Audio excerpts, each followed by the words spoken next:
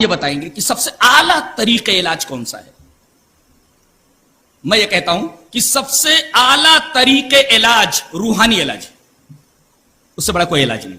میری مراد روحانی علاج سے یہ نہیں ہے کہ نام نہاد عاملین اور جھوٹے باباؤں کے در پر جا کر دریوزہ گری کرنا اور وہاں جا کر کے اپنے ایمان کو، اپنے وقت کو، اپنی انرجی کو، اپنی طاقت کو برباد کرنا.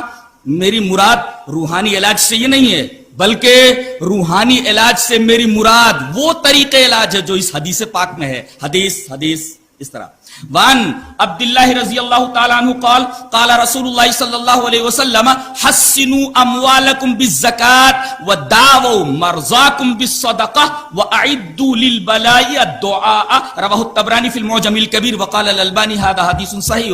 علامہ البانی نے کہا کہ یہ حدیث صحیح ہے اور راوی حضرت عبداللہ ابن مسعود ہے اور یہ روایت معجم کبیر میں امام طبرانی لائے. میں نے پوری روایت ریفر کر دی ہے.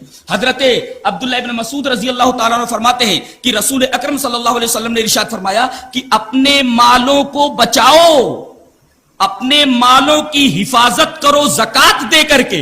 اللہ اکبر. اس کا مطلب یہ ہوا کہ آدمی اگر اپنے مالوں کی زکات نہیں ادا کرتا تو اس کا مال غیر محفوظ ہے. یہ عجیب و غریب فلسفہ ہے جو بالکل مارکس کے فلسفے کے بالکل الگ ہے.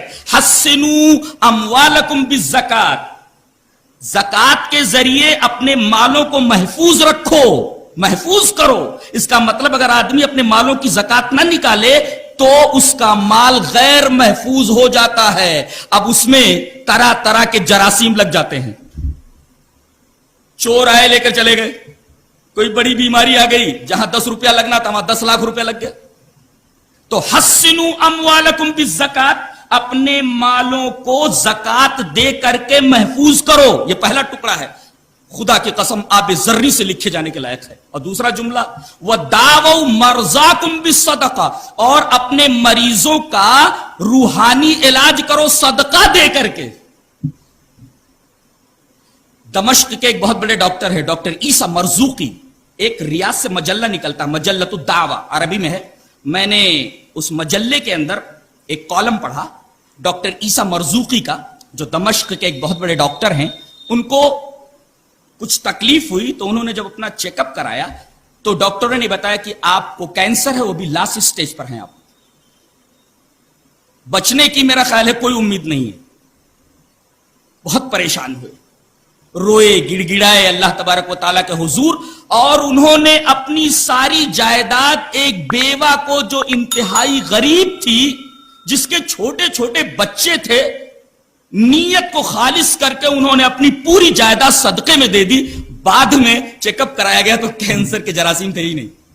یہ مجلۃ الدعوہ کے اندر ڈاکٹر عیسیٰ مرزوقی کا خود کا بیان ہے.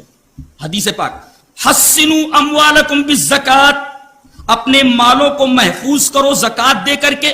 وَدَاوَوْا مَرْضَاكُمْ، مریض کی جمع مرضا.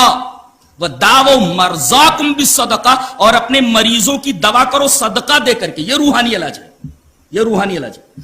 اور وَأَعِدُّوا لِلْبَلَاءِ الدُّعَاءَ، بلائیں آنے والی ہو تو ان کی تیاری کرو دعا کے ذریعے. بلاؤں کو ٹالنے والی صرف ایک ہی چیز ہے، دعا. وَأَعِدُّوا لِلْبَلَاءِ الدُّعَاءَ، بلاؤں کی تیاری کرو دعا کے ذریعے. دعا کے لیے ہاتھ اٹھاؤ. تو سب سے اعلیٰ طریقہ علاج روحانی علاج ہے، اور روحانی علاج سے میری مراد وہ طریقہ علاج جو اس حدیث پاک میں بتایا گیا کہ زیادہ سے زیادہ اللہ کی راہ میں صدقہ دیا جائے. تھوڑا روحانی علاج. اس کے بعد